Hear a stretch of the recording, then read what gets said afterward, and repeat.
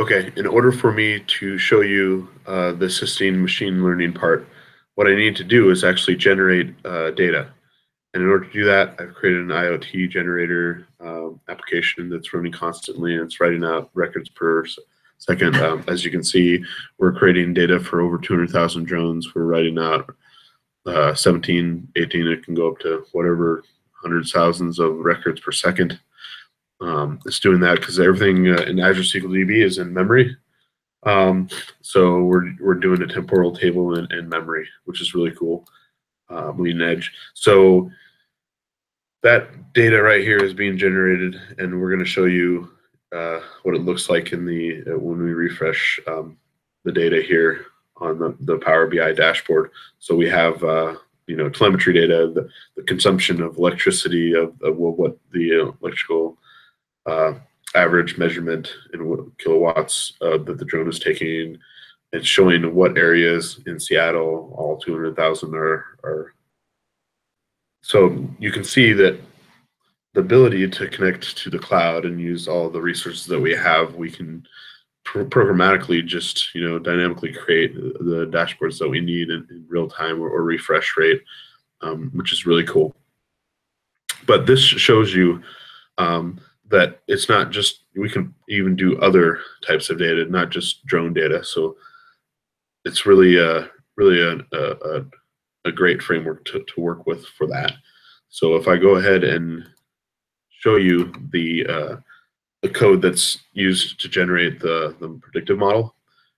First, what we do is create a table to store that model. Then we take the decision tree model to generate time taken. We want to find out how long it's going to take a map, and we want to predict that. And so what I did was to take two factors, altitude and battery level, and that predicts time taken. Obviously, my data science isn't quite as good as the crew that we have for data analytics. So I'm going to work with them and create a better model for predictions, especially with drones. But this is very simplistic and straightforward, and I wanted to kind of show that you have the ability to do this within Azure SQL DB and the ecosystem that I've created. So we also then take and create a stored procedure that does the scoring. So once we train the model, now we can score.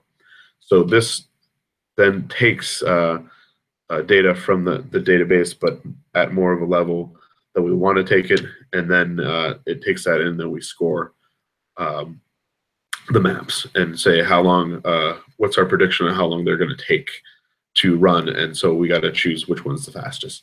So in order to do that, we do run the truncate table in insert that is being run every minute now from a Azure function, which is serviceless. It just is a timed function, C#, and we'll show you. But first, let's go ahead and look at the results.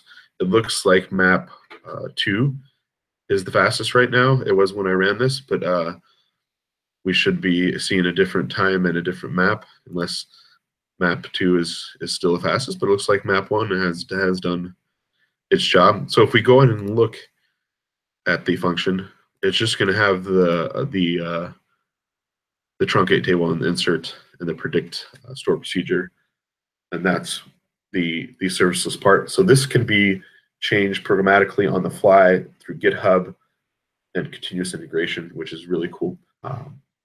So in ending, I want to just say, that this solution isn't just about drones. It's about IoT data for all. So when you ingest data through IoT Hub or any, you need a place to store it and work with it. So this ecosystem that we've created,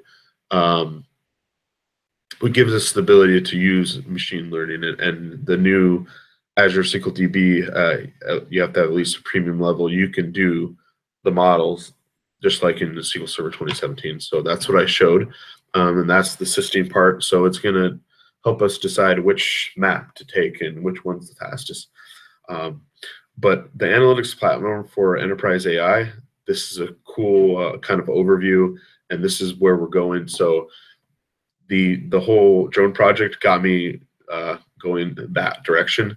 And so it was really cool that I was able to do this. I'd like to thank Ross Harrison and everybody who made it happen to be able to do the innovation challenge, and I had a great time. It was very fun, challenging, and rewarding. Thanks everybody, and have a great weekend.